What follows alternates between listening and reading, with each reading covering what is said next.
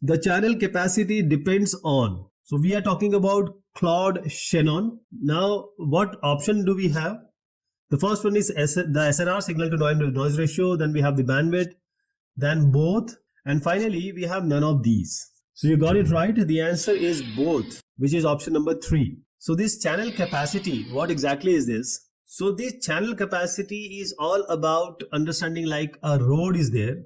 How many cars can run on the road simultaneously? That is the capacity of that channel, the capacity of that road. It can contain how many vehicles? Same way, the channel capacity is the maximum rate at which information can be transmitted through a communication channel per unit of time, taking into account the signal to noise ratio SNR and the channel bandwidth. So how much of data for a particular time the channel is able to contain is called the channel capacity. Now, signal to noise ratio and bandwidth, they both have become very important. Claude Shannon, the great gentleman, he told us, or he gave us, this Shannon-Hartley channel capacity formula.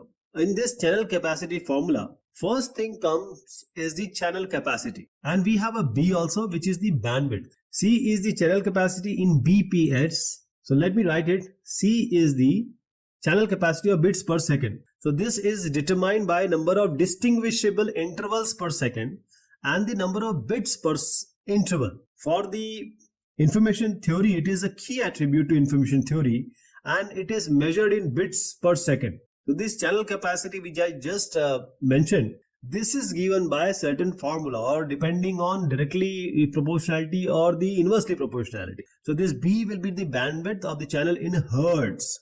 This log is base 2, you know already that. What does this mean? And inside this we have 1 plus S by N. This N is the average power of the noise and the interference over the bandwidth, which is in the watt.